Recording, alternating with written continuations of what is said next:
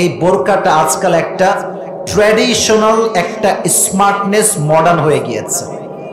আমি মুসলমান ঘরের মেয়ে, তাই আমি বোরকা পরি, বাট আমি বোরকা পরে 4-5টা প্রেম আমি একাই করি। বোরকা is just like a modern and fashion.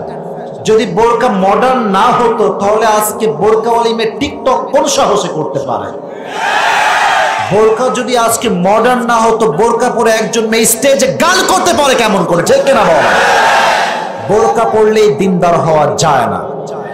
দিনদার হবে তখন যখন তার হৃদয়টা পবিত্র হবে। একজন মেয়ে দিনদার হবে তখন যার সতীত্ব পবিত্র হবে, ঠিক কিনা বলো যুবক? আল্লাহ প্রত্যেকটা মা বোনকে প্রকৃতপক্ষের দিনদার হওয়ার তৌফিক দান করুন, সকলে পড়ে আমিন।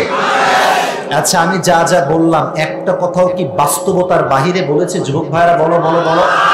তোমাদের মাগুরার খবর তো আমি জানি না, বাট আমি একটা বিষয় খুব ভালো করে বুঝি। একজন মেয়ে যখন জিন্সের প্যান্ট টি শার্ট পরে টাইট ফিটিং ড্রেস পরে রাস্তায় হাঁটে, তার খারাপ ড্রেসের জন্য যুবকের চোখ যে নষ্ট হয় তা কিন্তু নয়, একজন মুরব্বীর চোখটাও নষ্ট হয়ে যায়। তো তারা মাঝে মাঝে বলে যে আমাদের পোশাকের দোষ না, আপনাদের চোখের দোষ। এই লজিক আছে না? আপনারা বলেন আছে না? আছে না? আচ্ছা, মনে করেন মাগুরা, একটা এক্সাম্পল দিয়ে তাফসীর শুরু করছি। মাগুরার বিশ্ব রোডে আমি আমার কার নিয়ে যাচ্ছি, আমার কার আছে, স্পিড হচ্ছে 100। বলেন তো কত? একজন মেয়ে হাঁটছে জিন্সের প্যান্ট এবং টি শার্ট পরা, কিন্তু আমি ভাবলাম কি রে, দেখলেই তো চোখের দোষ হয়ে যাবে, আমি আজকে দেখবই না। গাড়ি কিন্তু আছে 100-তে।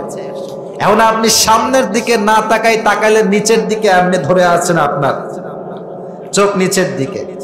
আপনি কি যাবেন না মরবেন? কথা কন, যাবেন না মরবেন? আপনি মরবেন। আপনি একা মরবেন না, সামনে যা আছে ওরে মরবেন আপনি। তো বন্ধের কথা, এই লজিক মানতে গেলে আমাদের জীবন দেওয়া ছাড়া কোনো গতি আমাদের কাছে নাই। তবে একটা কথা বলতে হবে মেয়েদেরকে, একদম লজিক দিয়ে, দলিল দিয়ে, রেফারেন্স দিয়ে।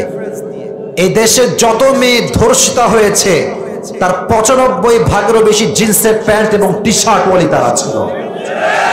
আর একজন মেয়ে যখন বোরকা পরে শালীন ভাবে হিজাব পরে নেকাব পরে রাস্তাঘাটে হাঁটে, একজন গাঞ্জাখোর যুবক তাকে দেখলে স্যালুট করতে বাধ্য হয়ে যায়, ঠিক কিনা বল?